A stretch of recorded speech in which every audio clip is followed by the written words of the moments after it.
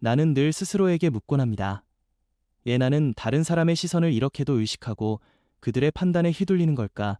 다른 사람이 준 상처는 마음 깊숙이 박혀서 아무리 지우려 해도 쉽게 사라지지 않아요.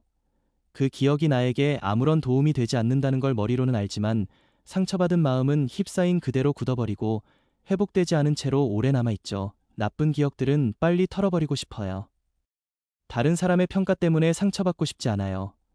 그런데 왜 나는 여전히 그들의 시선에 울고 웃고 그들의 눈웃음에는 화가 나고 그들의 존경 어린 시선에는 우쭐해질까요? 내 삶을 평가하고 재단할 권리는 나에게 있음에도 나는 타인의 시선 속에서 행복을 느끼고 내가 바라보는 나보다 그들이 바라보는 나를 더 사랑하는 것 같아요. 이유에 대해 곰곰이 생각해봤어요. 그리고 결론을 내렸죠.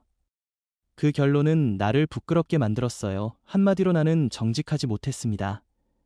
내가 진정 정직한 사람이었다면 사람들 앞에서 더 겸손하게 행동했을 거예요. 그들이 나를 높게 평가할 때 두려워하고 나를 비웃는 조롱에 감사할 줄 알았을 텐데 나는 그러지 못했어요. 작은 비판에도 쉽게 분노했고 입으로는 겸손하다 말하면서도 마음속으로는 교만했죠. 인간은 정직해져야 합니다. 누구보다도 자신에게 정직해져야 해요. 지금 내가 받는 평가가 본래 내 능력보다 높을 수도 있잖아요. 그 평가에 항상 감사하는 마음을 가져야 한다는 걸 명심해야 합니다. 세상 사람들에게 칭찬받는 건 즐겁고 기분 좋은 일이에요. 그러나 더 중요한 건 진정으로 사랑받는 것이죠. 나를 감동시키는 단 하나의 기쁨도 사랑입니다. 내 마음을 사로잡고 나를 어린아이처럼 들뜨게 만드는 것도 사랑이에요. 하루가 다르게 변하는 이 시대 속에서도 나는 여전히 사랑을 기다립니다. 노동을 사랑하고 그 노동 뒤따르는 고통을 사랑하고 고통의 아픔을 사랑하고 그 아픔이 전하는 진실을 사랑합니다. 사랑의 표현은 기다림이에요. 그 기다림은 고통이죠. 사랑은 그 고통을 기다리는 것입니다. 기다리다 지쳐서 거리를 헤매고 잠을 이루지 못하고 텅 빈 들판에 가서 혼자 울음을 터뜨리고 스스로를 붙들다가도 다시 기다림을 반복하죠. 어떤 이는 아픔이 있는 곳에 사랑이 있다고 말합니다. 맞아요. 사랑은 고통과 기다림을 견디는 인내입니다. 고통 없는 사랑은 사랑이 아니에요. 기다림 없는 사랑도 사랑이 아니죠. 내가 나를 기다려주지 못한다는 것, 내가 나의 고통을 두려워한다는 것, 그건 내가 나를 사랑하지 못했다는 증거입니다. 그래서 나는 오늘 밤이 부끄럽습니다. 그렇지만 이 부끄러움에서 시작해 조금씩 나를 돌아보고 정직하게 마주하고 나 자신에게 다가가기로 해요. 아직 길은 멀지만 그 첫걸음을 내딛기 위해 이렇게 말을 걸어봅니다. 아, 사랑은 정말 기이한 감정이에요. 누군가를 그리워하고 그 사람을 위해 기다리는 시간들은 때론 달콤하지만 더 자주는 고통으로 다가옵니다. 그렇다 해도 우리는 기다립니다. 왜냐하면 그 기다림 자체가 사랑의 표현이기 때문이죠. 사랑은 기다림입니다. 하지만 기다림은 고통이에요. 그런데도 우리는 그 고통을 기다립니다. 기다리다 지쳐 거리를 헤매고 잠을 이루지 못하고 황무지 같은 들판을 찾아가 혼자 울음을 터뜨리기도 합니다. 스스로의 양심을 무너뜨리기도 하면서 말이죠. 그런 후에 우리는 또다시 기다립니다. 이 순환은 마치 끝이 없는 것만 같아요. 누군가는 이렇게 말하더군요. 아픔이 있는 곳에 사랑이 있다고. 맞는 말인 것 같아요. 사랑은 고통과 기다림에 대한 인내입니다. 고통을 동반하지 않는 사랑은 진정한 사랑이 아니에요. 기다림 없는 사랑도 마찬가지입니다. 이 말을 곱씹을 때마다 나는 나 자신에게 질문을 던지게 됩니다. 내가 나 자신을 충분히 사랑하고 있나? 내가 나를 기다려주지 못한다는 건, 나의 고통을 두려워한다는 건 그것이 바로 내가 나를 사랑하지 못하고 있다는 증거는 아닐까? 그런 생각들에 빠져들 때면 이 밤은 더욱 부끄러워집니다. 마치 내 마음속 깊은 곳에 자리 잡은 나약함이 드러난 것만 같아요. 옛날을 돌이켜보면 나는 정말 다른 사람에게 무관심했던 때가 있었어요. 그들의 감정이나 상황에 별 관심이 없었죠. 나는 내가 그들보다 더 많은 것을 알고 더 좋은 곳에서 생활한다는 이유만으로 스스로가 우월하다고 믿었습니다. 남을 내려다보는 시선으로 세상을 바라보았죠. 그늘에 방치된 수많은 사람들의 눈물을 지저분하다고 여기기도 했어요. 인간으로서 지녀야 할 소중한 덕목들을 버리고 가식과 억지로 나를 꾸며왔습니다. 그런 삶이 결국 나를 절망으로 이끌고 있음을 깨닫지 못했어요. 그래서 지금도 나의 내면은 투쟁 중입니다. 인간적인 욕망과 영적인 의지가 서로 칼날을 겨누고 있어요. 선과 악을 구분하는 것과 실제로 선을 행하고 악을 버리는 것은 완전히 다른 문제라는 것도 이제야 알게 되었습니다. 지금까지 나는 선과 악을 구별하는 데에만 너무 많은 시간을 보냈어요. 그것이 악임을 알면서도 행했고, 그것이 선임을 알면서도 눈을 감았죠. 인간의 의지가 스스로를 좌절시키지 않음을 하루에도 몇 번씩 경험했음에도 불구하고 나는 언젠가 내 의지가 나의 욕망 앞에 굴복할 것이라고 믿어 의심치 않았습니다. 내 삶은 늘 그런 패턴의 반복이었어요. 어쩌면 나라는 존재는 현대적인 감각과는 거리가 먼 사람일지도 모릅니다. 유행하는 것들은 내 집은 물론이고 내 사고 방식 속에서도 찾아보기 어렵죠. 그렇다면 어쩌면 나도 모르는 사이에 현실에서 도피하고자 하는 의식이 잠재되어 있었던 걸까요? 그럴 가능성도 배제할 수는 없지만 그보다 먼저 궁금한 것은 어디서부터가 현실이고 어디서부터가 과거인지 구분하고 싶은 충동이 들곤 합니다. 과거와 현재를 가르는 기준은 결국 내 마음속에 있습니다. 현재를 덧없이 지나간 과거로 정의할 권리도 내게 있고 과거를 오늘처럼 생생하게 살아갈 권리도 내게 있어요. 특히 그 시간이 정신적인 영역에 속한 것이라면 과거와 현재와 미래를 나누는 것은 무의미해집니다. 정신적인 영역에서는 오늘날 우리가 첨단이라고 믿는 유행사조가 훗날에는 오히려 우스꽝스럽게 보일 수도 있습니다. 반대로 우리가 과거의 것이라며 진부하다 여겼던 사상이 시대를 초월하는 획기적인 관념이 될 수도 있죠. 인간은 자신이 위치한 현실에 갇히지 말고 시대를 초월하는 시선을 가져야 합니다. 현재라는 시간에만 매몰되어 살기에는 인류가 걸어온 과거의 지혜가 너무나 값지고 아름답기 때문입니다. 그 지혜를 외면하기에는 우리의 인생이 너무 짧아요. 오늘 사랑받고 싶다면 오늘 사랑을 베풀어야 합니다. 아프고 싶지 않다면 아픔과 친해져야 해요. 사람과의 관계를 원활하게 이끄는 힘은 지속적인 우정에서 나옵니다. 우정은 차분하고 한결같은 성격을 가지고 있죠. 변한다면 그것은 우정이 아니에요. 들뜬다면 그것도 우정은 아닙니다. 변하는 것은 계산이고 들뜨는 것은 사랑이에요. 진정한 우정은 친구가 저기 있고 내가 여기에 있을 때도 서로의 자리와 할 일을 존중하는 마음의 여유에서 나옵니다. 그런 마음이 없다면 우정은 쉽게 변할 수 있는 계약이나 다름없으며 흥분이 가라앉은 뒤엔 배신감만이 남기 마련이죠. 우리는 친절과 우정을 구분할 줄 알아야 합니다. 친절이 상대방의 인격에 대한 감탄이라면 우정은 친구의 영혼을 위한 헌신입니다.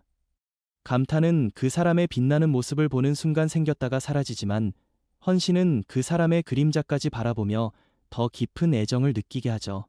친절은 상대방의 감사로 만족하지만 우정은 친구의 행복 그 자체로 만족합니다. 우정은 마치 두 개의 영혼을 지닌 것과 같아요. 우정을 가진 사람은 두 개의 영혼을 가진 사람입니다. 한 영혼이 지쳐 쓰러져도 곁에 있는 다른 영혼이 그를 일으켜 세우죠. 어떤 경우에도 둘이 함께 쓰러지지 않습니다. 삶이 인간에게 우정을 선물한 이유가 바로 여기에 있는 것 같아요. 우정은 다른 어떤 감정보다 인간을 현명하게 만듭니다.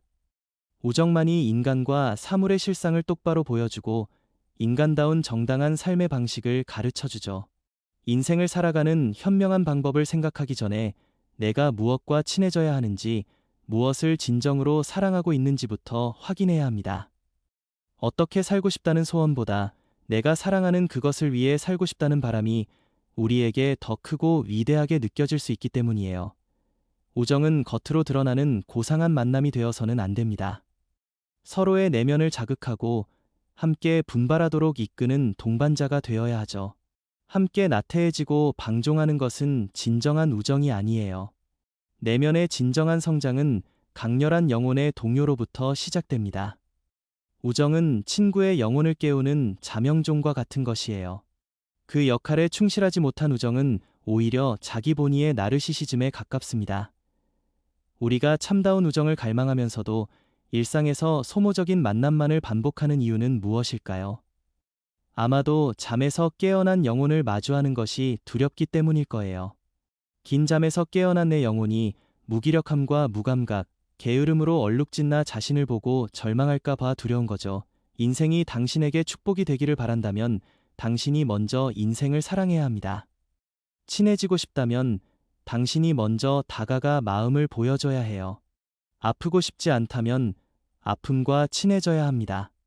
나를 사랑한다면 내 영혼이 바라는 나의 모습과 친해져야 하죠. 죽음이 오기 전까지 나는 최선을 다하고 싶습니다. 한때 나는 정말 지쳐 있었습니다. 뭔가에 쫓기듯 살았고 모든 일이 힘겹게만 느껴졌죠. 그런 와중에도 아이들은 커갔고 저는 결국 괜찮은 직장을 얻게 되었습니다. 늦은 나이에 취직해 연구실도 갖게 되었어요. 감사한 마음이 컸지만 그만큼 치러야 할 대가도 컸습니다. 해야 할 일은 하나도 쉬운 게 없었고 가르치는 일이기에 더욱 마음을 다해 쏟아부어야 했죠. 20살도 채 되지 않은 학생들을 보내고 나면 저는 항상 지쳐 있었습니다. 무엇보다 제 글을 쓸 시간이 없어서 그 여유가 없어서 마음이 황폐해졌어요. 더는 버틸 힘이 남아있지 않았습니다. 그러다 기회가 있을 때면 저는 이렇게 탄식하며 소원을 빌곤 했어요. 내 글을 쓸 수 있는 오두막이 하나 있었으면, 아주 작은 곳이라도 소반 놓고 쭈그려 앉아 오로지 나를 위한 글만 쓸 수 있는 그런 공간이, 그렇게 나만의 공간이 간절히 필요했는데 누군가가 제 말을 묵묵히 듣고 있어준 걸까요? 고마운 분이 시골 마을에 있는 폐가 한 채를 찾아주셨습니다. 정확히는 10집도 채 되지 않는 작은 마을의 낡은 빈집이었어요. 그 집은 제 10년째 제 집처럼 느껴집니다. 땅도 집도 제 소유는 아니지만 글을 쓸 곳을 갖게 된 순간 저는 너무 기뻤고 감사했습니다. 그래서 이 작은 마을을 위해 무언가 해주고 싶다는 생각이 들었죠. 아이들에게 시를 읽어주고 싶었어요. 그런데 갑자기 시를 읽어주겠다고 나서면 얼마나 어색할까 싶어 조금은 격식을 갖춘 음악회를 먼저 열기로 했습니다. 텔레비전이나 동네 스피커에서 나오는 음악 말고도 세상에는 훨씬 더 고운 음악이 있다는 것을 아이들에게 알려주고 싶었죠. 그러다가 자연스럽게 시를 읽고 책을 읽는 모임으로 이어지길 바랐습니다. 마을엔 아이들이 많지 않았지만 그래서 더 소중하게 느껴졌어요. 건너편 마을에 소박한 화가가 운영하는 작고 아담한 카페가 하나 있었습니다.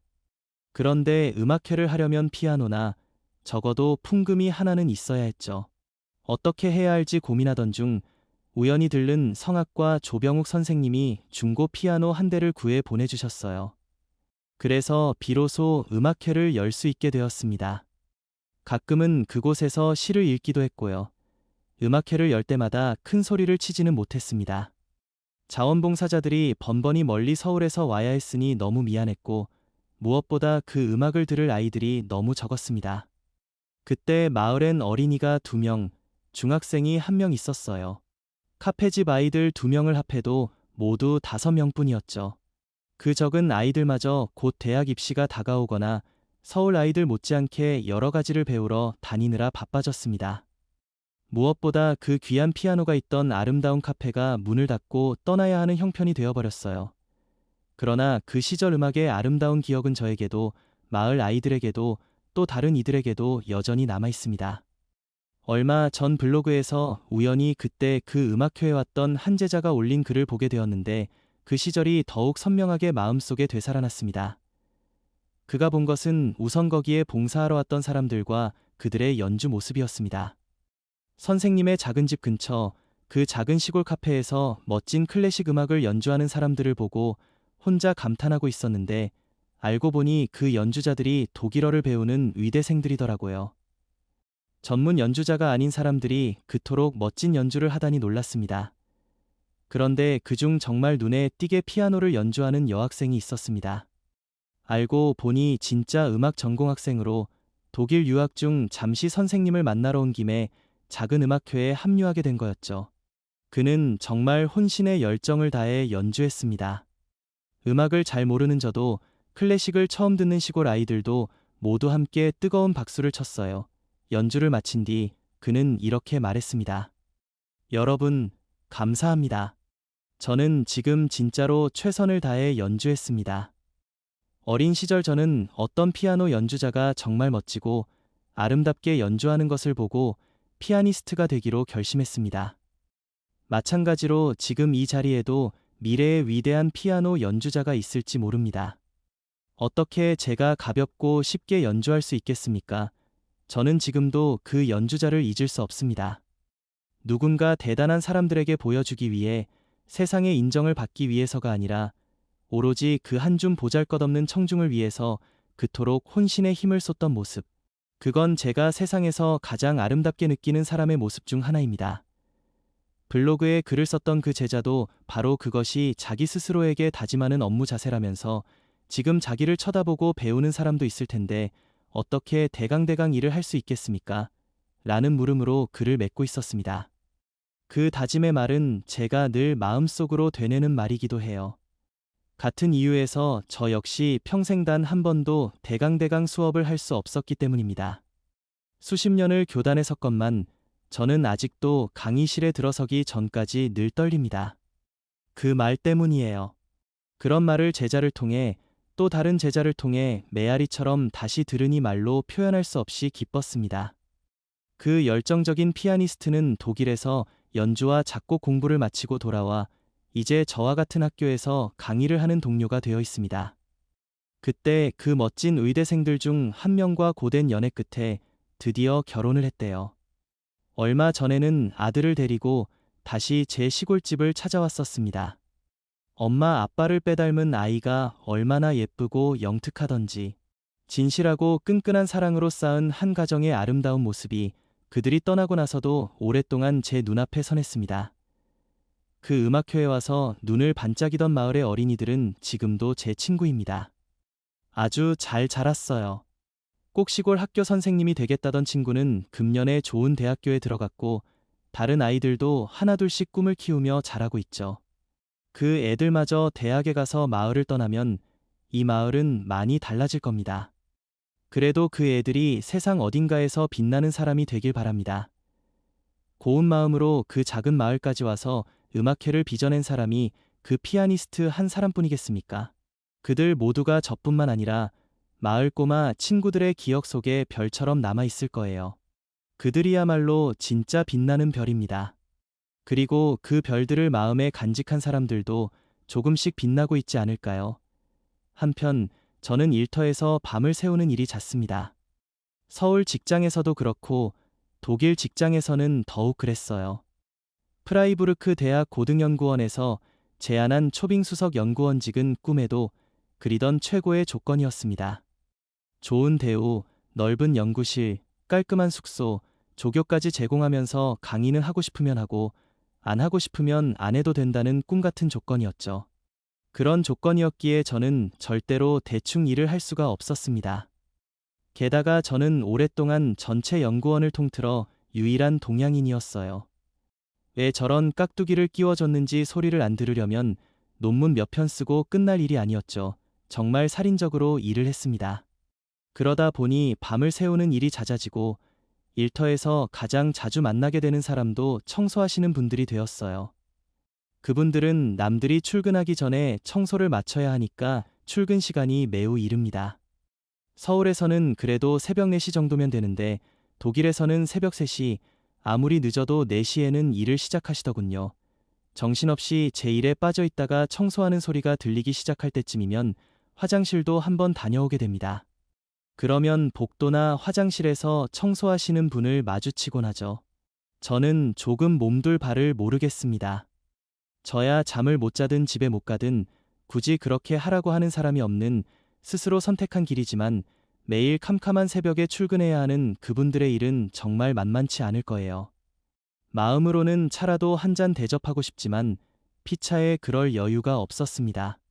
새벽녘엔 저도 지칠 대로 지쳐 있고 막 일을 시작한 그분들은 얼른 일을 마쳐야 하니까요.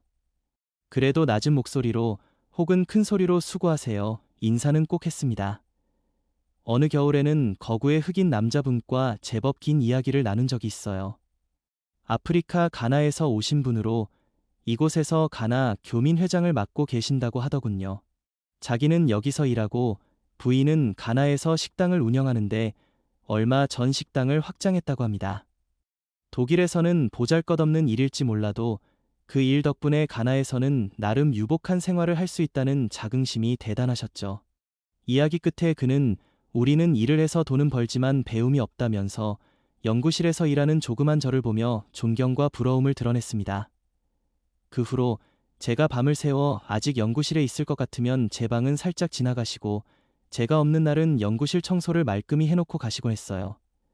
또 다른 어느 겨울에는 청소하시는 독일 아주머니 한 분이 유난히 힘들어 보여서 청소 소리가 거의 끝날 무렵 조심스럽게 부엌으로 가 차를 끓여 권해본 적이 있습니다. 일이 아직 완전히 끝나지 않아 조심스러웠는데 고마워하며 마셨더군요. 건강도 형편도 어려워 보였어요. 차를 다 마시더니 자루 한쪽에서 사과 하나를 꺼내 저에게 주었습니다. 새벽에 드세요. 전날 밤 행사를 마친 직원들이 두고 간 거예요. 제가 드셔야 되는 거 아니에요. 했지만 그는 굳이 저에게 그 사과를 쥐어주었습니다. 그 다음부터는 청소가 한창 진행 중일 때 부엌에 가서 차 두 잔을 타서 한 잔은 거기 두고 오곤 했어요. 복도에서 마주칠 때 제 차잔을 들어 보이면서 말이죠. 청소가 끝난 후 다시 부엌에 갈 일이 있어 가보면 싱크대 위에 과자를 담은 작은 접시가 놓여 있을 때도 있었습니다. 그분은 제가 안쓰러웠나 봅니다. 저 역시 그분이 안쓰러웠지만요. 그분들에게서 또 다른 분들에게서 제가 자주 듣는 똑같은 말이 있습니다. 제가 무언가를 도와드리려 하면 고맙다는 말 뒤에 꼭 이렇게 덧붙이시더군요. 괜찮아요. 이건 제 일인걸요. 내 일, 혹은 마이 잡. 사실 저는 독일에서 이 말을 가장 자주 듣고 가장 감탄했어요. 세상의 일은 다 어렵습니다. 그런데 같은 일을 하면서 내가 죽지 못해 이 일을 한다고 생각하는 것과 이건 내 일이니까 하면서 성실히 임하는 것은 하늘과 땅 차이일 거예요. 일의 결과도 다르겠지만 무엇보다 일하는 사람의 삶의 질이 다를 겁니다. 내 일이라고 생각하면서 감사함으로 하는 것, 그게 지금 주어진 일을 감당하는 가장 좋은 방법이 아닐까 싶습니다. 제 일인걸요. 이 말에는 현실인식과 책임감, 자부심까지 함께 담겨 있는 것 같아요. 저는 이 말을 정말 사랑합니다. 그런데 이상하게도 우리나라에서는 이 말이 거의 들리지 않더군요. 다들 일이 너무 힘든 것 같습니다. 일이 힘들다 보니 나는 이런 일을 할 사람이 아니다라는 생각부터 드는 것 같아요. 아니면 아직 더 힘든 상황을 겪어보지 않았기 때문일까요? 그렇게 짐작되는 이유는 우리나라에서 그 말을 들은 경우가 대부분 새벽에 일하러 나오신 분들로부터였기 때문입니다. 처음 들었을 때 얼마나 놀랐는지 모릅니다. 제가 무언가를 도와드리려 하면 얼른 다시 뺐으며 그렇게 말씀하시더군요. 괜찮아요. 제 일인걸요. 독일에서 들을 때와는 느낌이 사뭇 달랐습니다. 우리나라에서 그 말을 들으면 반갑기보다는 먼저 마음이 짠해졌어요. 마치 그 힘든 일조차 못해서가 아니라 해야만 해서 하는 사람들만이 할 수 있는 말처럼 느껴져서였습니다. 독일 연구소와는 달리 부엌도 없이 썰렁한 학교 건물에서는 새벽에 차 한 잔 건네줄 길이 없더군요. 그저 고맙다는 말만 할 뿐이지만 저에게 그분들은 가장 가까운 동료이자 진정한 친구입니다. 그리고 그분들에게서 저는 삶의 지혜 한 가지를 배웠습니다. 제 일인걸요. 그 말을 배워서 그렇게 생각하고 말해보니까 무슨 일이든 하기가 한결 수월해졌어요. 내 일이라 여기고 그 안에서 의미를 찾을 때 비로소 우리는 그 일의 주인이 될 수 있는 것 같습니다. 여러 해 전 인사동 사람들로 북적인 한 구석에서 나는 특별한 사람 하나를 만났다. 점을 보는 사람도 아니고 그저 허름한 건물 한 모퉁이 방에서 작은 출판사를 혼자 운영하고 있던 시인이었다. 도무지 사업을 할 사람처럼 보이지 않았다. 그는 큼난 동굴에서 나온 사회문서를 번역해줄 사람을 찾고 있었다. 내가 청탁받은 원고 때문에 처음 그 출판사에 갔을 때 몇 번 만남으로 우리는 친구가 되었다. 나이를 짐작할 수 없는 그 여성은 말이 없었지만 기이하게도 통찰력이 있었다. 어쩌다 내가 가면 내가 왜 왔는지를 늘 먼저 알았다. 그런데 정말 사업을 할 것 같지 않던 그 놀라운 사람은 얼마 지나지 않아 출판사를 닫고 중국으로 가버렸다. 처음엔 중국으로 전화가 되다가 한동안 소식이 끊겼다가 다시 연락이 되었을 때 그의 이야기는 믿기 어려울 만큼 놀라웠다. 베이징에서 그는 티베트의 림포체, 고승, 들과 연결되는 사람들을 만났고 결국 티베트로 가서 급기야는 고승 8명만 참석하는 최고 회의에까지 참석하게 되었다고 했다. 해발 6,000m가 넘는 히말라야 산중턱에 자신만의 동굴이 있다고도 했다. 처음 1, 2, 3년은 신기하게도 연락이 닿았다. 내가 정말 힘들고 외로워서 그의 베이징 전화번호로 전화를 걸면 그는 세상에나 전화를 받는 것이었다. 겨울이어서 고산의 운해에서 내려왔거나 다른 일로 잠시 베이징에 온 것이었다.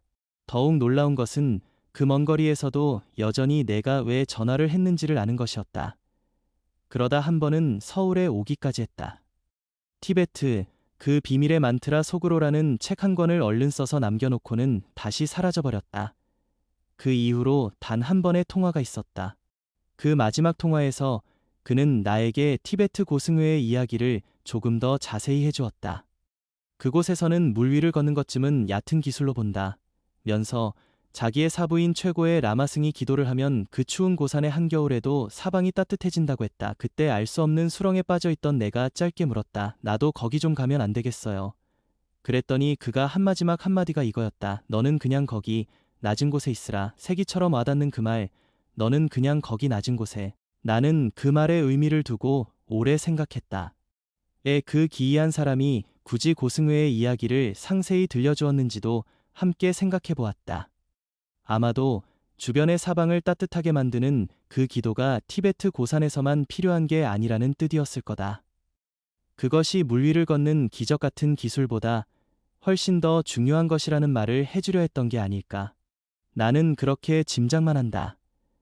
그 이후로 다시는 연락이 안 된다. 정말 비밀의 만트라 속으로 스며들어 버린 것 같다.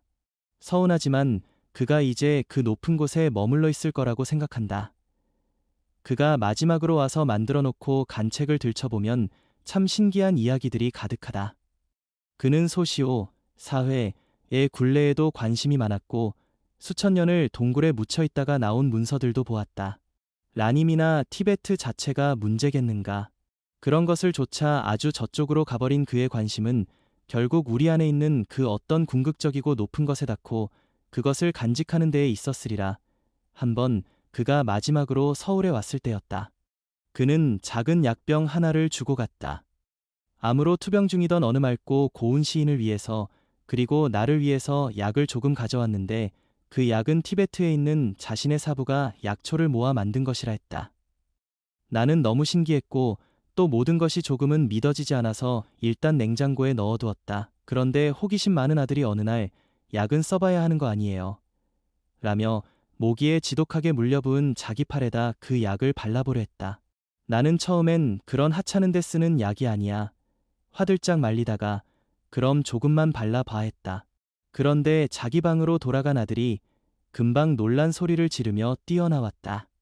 우리가 보고 있는데 그 퉁퉁 부었던 물린 자리가 서서히 그러나 확실히 가라앉는 것이었다. 너무나 놀라워서 나는 그 약병을 소중히 다시 냉장고에 넣었다. 다시는 함부로 쓸 수가 없었다. 참으로 여러 해가 지난 지금도 그 약병은 여전히 있을 것이다. 세월이 많이 흘렀고 그 사이 이사를 많이 다녔으니 약효가 아직 남아있을지는 모르겠지만 그 신기한 약 덕분에 부디 그때 투병 중이던 그 시인이 나았기를 간절히 빌어본다. 그리고 내게 남은 일은 비록 어렵겠지만 이 낮은 곳에서 조금이나마 주변을 따뜻하게 하며 살라는 그 친구의 당부를 새기며 사는 것이다. 그렇게 그를 그리워하는 마음을 달랜다. 삶은 늘 우리에게 예상치 못한 만남과 이별, 그리고 간직할 이야기들을 선물한다. 높은 산과 깊은 동굴의 비밀을 좇는 삶도 있지만 대부분의 우리는 그저 평범한 자리에서 매일의 일을 하며 산다. 그 평범함 속에서도 우리는 선택을 한다. 낮은 곳에 머물며 주변의 조용한 따뜻함을 피워 올릴 것인지 아니면 그 자리에서 스스로의 아픔만을 바라볼 것인지 나는 아직도 그 낮은 곳에 서 있다. 하지만 이제는 그 말이 단순한 체념이 아니라 한자리에서 최선을 다해 뿌리내리고 주변을 돌아볼 수 있는 위치라는 걸 알 것 같다. 별은 하늘 높이만 있는 게 아니다.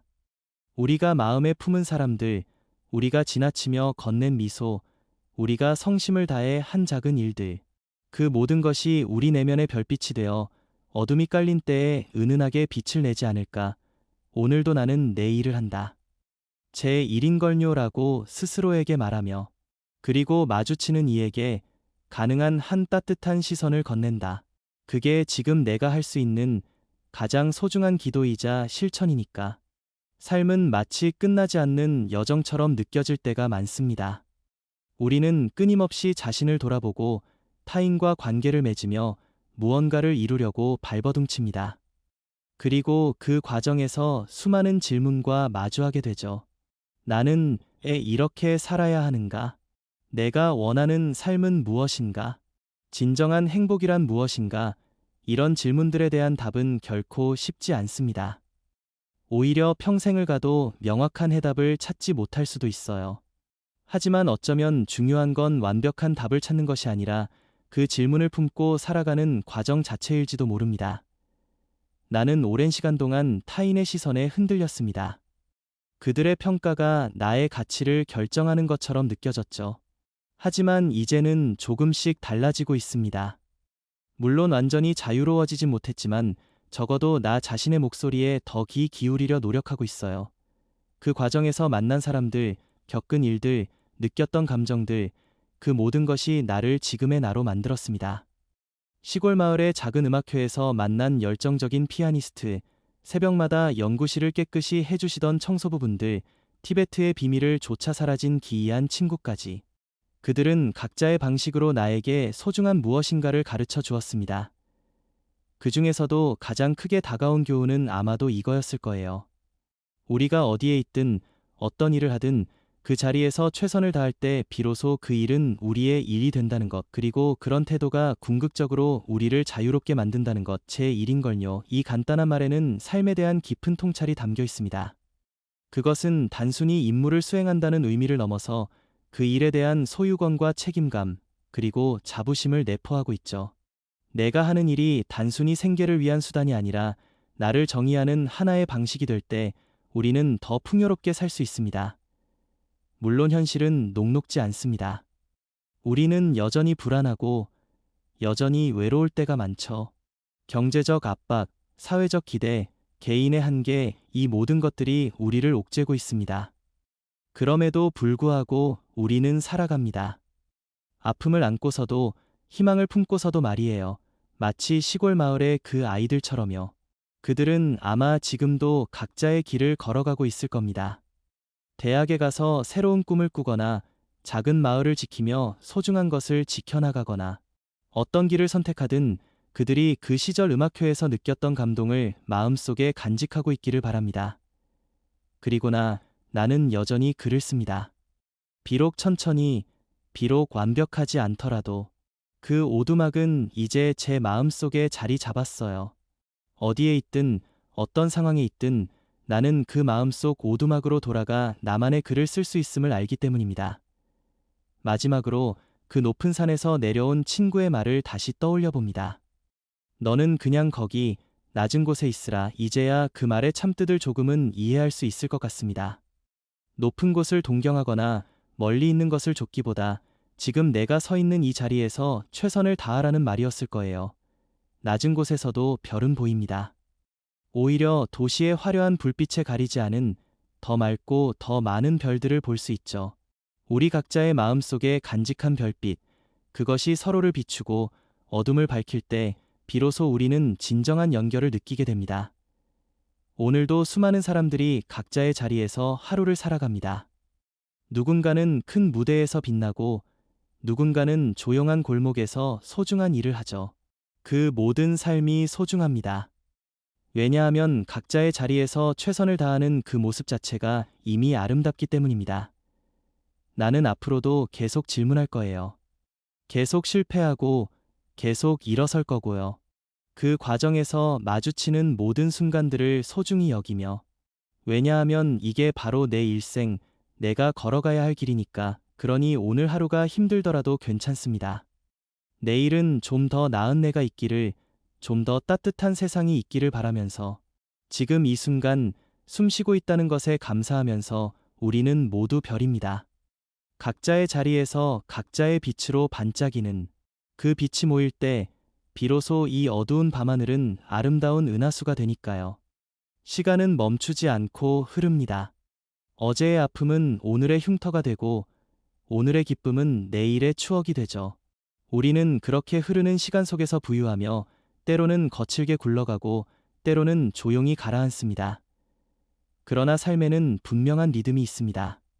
심장이 뛰는 것처럼 우리 내면에는 어떤 박동이 있어요. 그것은 우리만의 호흡이고 우리만의 속도입니다. 내가 이 글을 쓰는 동안에도 세상은 변하고 있습니다. 나 자신도 변하고 있죠. 예전에는 알지 못했던 것들을 이제는 알게 되었고, 예전에는 용납하지 못했던 것들을 이제는 받아들이게 되었습니다. 그것이 성숙인지 단순히 체념인지는 잘 모르겠지만 분명한 건 내가 전보다 조금 더 나 자신과 편해졌다는 것입니다. 옛날에는 완벽함을 추구했습니다. 완벽한 삶, 완벽한 관계, 완벽한 성취. 하지만 이제는 온전함을 바랍니다. 흠이 있더라도, 금이 가더라도 그 자체로 온전한 상태. 깨지기 쉽지만 그래서 더 소중한 그러한 온전함. 가끔은 그런 생각이 듭니다. 우리가 살아가는 이 모든 과정이 마치 커다란 악보 위에 음표를 하나씩 찍어나가는 것과 같다고. 어떤 음표는 높고 어떤 음표는 낮으며 어떤 음표는 길고 어떤 음표는 짧습니다. 그 모든 음표가 모여 하나의 멜로디가 되고 그 멜로디가 모여 하나의 교향곡이 되는 것처럼 내 인생의 교향곡은 아직 완성되지 않았습니다. 아마도 죽는 순간까지 완성되지 않을 거예요. 하지만 그건 중요하지 않습니다. 중요한 건 지금 이 순간 내가 어떤 음을 내고 있는가 하는 것이죠. 그 음이 청아하든 신 목소리이든 그것이 지금의 나를 표현하는 진실한 소리라면 그것으로 충분합니다. 나는 이제 더 이상 타인의 평가에 휘둘리지 않으려 합니다. 쉽지 않은 길이지만 그래도 그렇게 살고 싶어요. 내가 내는 소리에 귀 기울이며 내가 밟는 땅을 느끼며 내가 마주하는 사람들을 진심으로 바라보며 그 시골 마을의 작은 음악회는 제 인생의 한 음표였습니다. 그 음표는 제 마음속에서 아직도 울리고 있어요.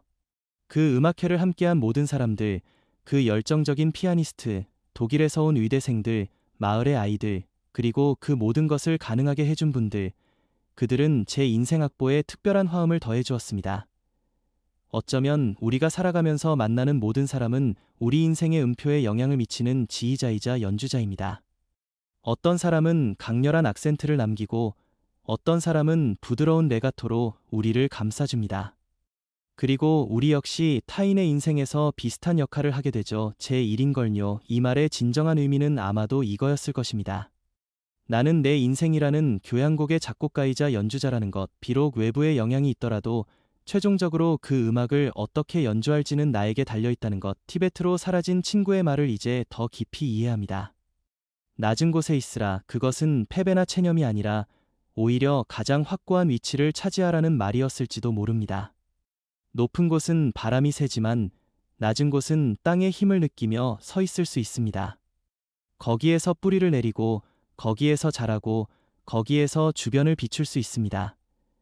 나는 이제 내 자리에서 편안해집니다. 높은 산이 되려 하지 않고 깊은 바다가 되려 하지 않아요. 그냥 작은 언덕이나 조용한 시냇물처럼 나다운 방식으로 존재하려 합니다.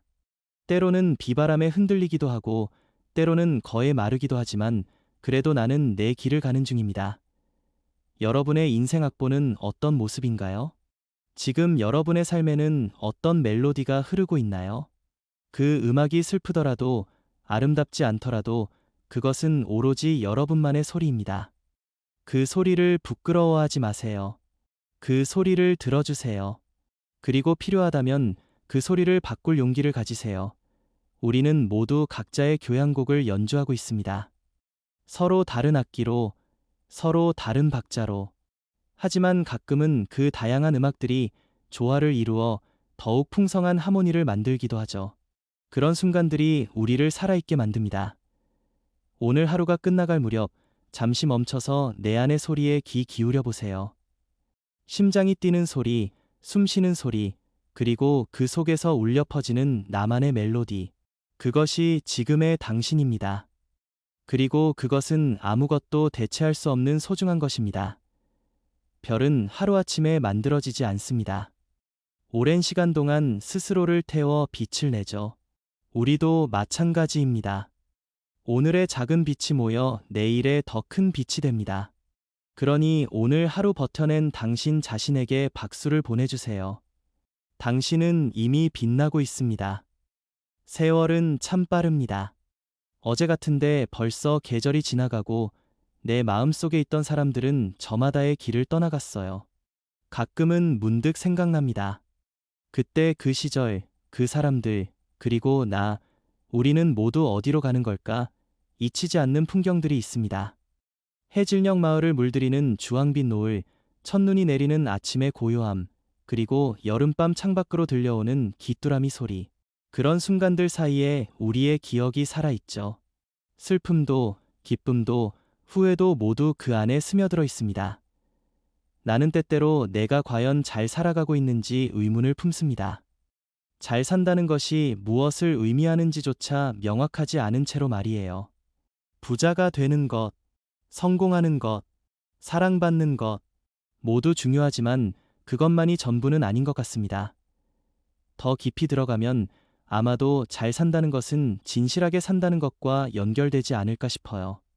자신의 감정을 숨기지 않고 자신의 약점을 인정하며 자신의 욕망을 직시하는 것, 그렇게 진실한 나로 살아가는 것. 그러나 진실하게 사는 것은 결코 쉬운 일이 아닙니다. 우리는 늘 사회적 역할과 기대에 갇혀 있으니까요. 좋은 자식, 좋은 부모, 좋은 직원, 좋은 친구, 그 많은 좋음 사이에서 진정한 나는 어디에 있는 걸까요? 나는 오랜 시간 동안 그 많은 좋음에 짓눌려 살았습니다. 모두를 만족시키려 애쓰다가 정작 나 자신을 만족시키지 못했죠.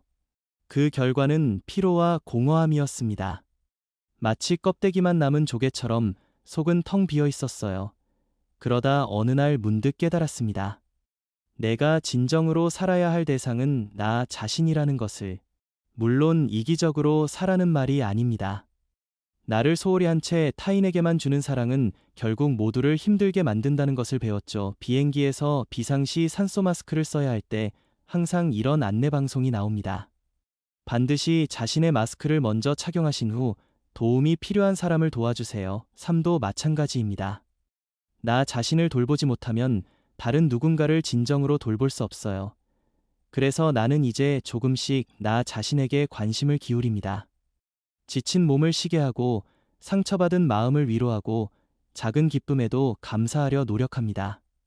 마치 정원을 가꾸는 사람처럼 내 마음이라는 정원에 물을 주고 잡초를 뽑고 꽃을 심습니다. 그 과정에서 놀라운 것을 발견했어요. 나 자신을 돌보기 시작하니 오히려 타인을 더 잘 이해하게 되었다는 것입니다. 나의 연약함을 인정하니 타인의 약점도 받아들일 수 있게 되었고, 나의 아픔을 치유하니 타인의 상처도 함께 어루만질 수 있게 되었죠. 그 시골 마을의 오두막은 이제 나에게 어떤 의미일까요? 그것은 단순히 글을 쓰는 공간을 넘어서 나 자신을 마주하는 성소가 되었습니다. 그곳에서 나는 나의 모든 모습, 빛나는 면과 어두운 면 모두를 받아들이고 있습니다. 삶은 결국 화해의 과정인지도 모릅니다.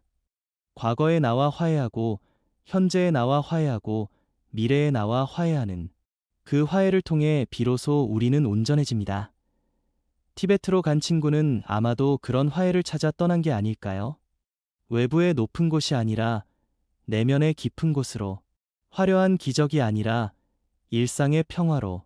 그의 여정은 외부로 향했지만 실은 내면으로 향하는 여정이었을 것입니다. 나는 아직도 낮은 곳에 있습니다. 하지만 이제는 그곳이 결코 낮은 곳이 아니라는 것을 압니다. 그곳은 나의 뿌리가 있는 곳이니까요. 거기에서 나는 비로소 제대로 설 수 있습니다. 바람이 불어옵니다. 가을바람인지 겨울바람인지 그 바람에 실려오는 것은 무엇일까요? 낙엽의 속삭임인지 먼 곳에서 온 소식인지 나는 그 바람을 맞으며 서 있습니다. 때로는 몸이 흔들리기도 하지만 뿌리는 땅속 깊이 내리고 있습니다. 여러분의 인생에도 그런 바람이 불고 있나요? 그것이 여러분을 흔들더라도 두려워하지 마세요. 바람은 지나갑니다. 그리고 바람이 지나간 자리에는 새로운 것이 자라나죠. 우리는 모두 그리움 사이를 걸어갑니다. 지나간 것에 대한 그리움, 다가올 것에 대한 그리움, 그리고 지금 이 순간에 대한 그리움까지. 그 그리움들이 우리를 살아있게 합니다. 오늘 밤 창밖을 바라보세요. 어둠 속에서도 별빛은 여전히 반짝입니다. 그것처럼 우리의 마음 속에도 빛은 여전히 남아 있어요. 때로는 구름에 가려 보이지 않을 때도 있지만 결코 꺼지지는 않습니다. 나를 비롯한 우리 모두는 여전히 걸어가고 있습니다. 비록 느릿느릿, 비록 비틀거리더라도 그 자체로 이미 용기 있는 일이니까요. 내일은 오늘과 다른 하늘이 펼쳐지겠지만 그래도 괜찮습니다. 우리는 그 하늘 아래서 다시 숨쉬고 다시 걸을 테니까 지금 이 순간 바로 여기 이렇게 살아있다는 것, 그것이 우리에게 주어진 가장 소중한 선물입니다. 그 선물을 간직하며 우리는 계속해서 길을 걷습니다.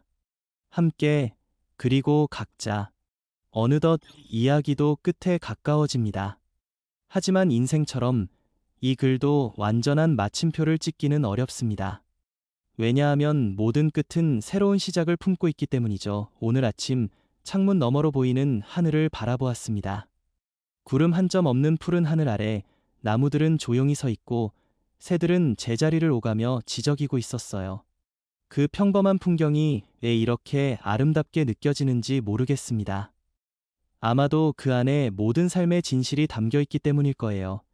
나는 지난 시간들을 돌아봅니다. 타인의 평가에 시달리던 나, 상처받은 마음을 달래지 못하던 나, 그리고 조금씩 나 자신을 발견해가는 나, 그 모든 여정이 지금의 나를 만들었습니다. 그리고 깨닫습니다. 삶에서 중요한 건 결국 완벽함이 아니라 성장이라는 것을. 우리는 실수를 통해 배우고, 상처를 통해 깨닫고, 실패를 통해 일어섭니다. 그 과정 자체가 이미 의미 있는 일이에요. 가장 기억에 남는 건 역시 사람들입니다. 그 시골 마을에서 만난 아이들, 음악회를 함께한 젊은이들, 새벽마다 청소하시던 분들, 그리고 먼 나라로 떠난 친구. 그들은 각자의 방식으로 나에게 소중한 것을 가르쳐 주었습니다. 그 중에서도 가장 큰 선물은 이거였어요. 너는 그냥 거기, 낮은 곳에 있으라는 말, 이제야 그 말의 참배를 조금은 이해하는 것 같습니다. 낮은 곳에 있다는 건 패배가 아니에요. 오히려 가장 견고한 자리에서 땅의 힘을 느끼며 서 있을 수 있는 위치라는 거요. 그리고 제 1인걸요라는 말, 이 간단한 말에 담긴 무게를 이제야 실감합니다. 어떤 일이든 그것을 내 일로 받아들일 때 비로소 우리는 그 일의 주인이 될 수 있습니다. 불평과 불만으로 할 때와는 전혀 다른 에너지가 생기죠. 나는 이제 더 이상 완벽한 사람이 되려 하지 않아요.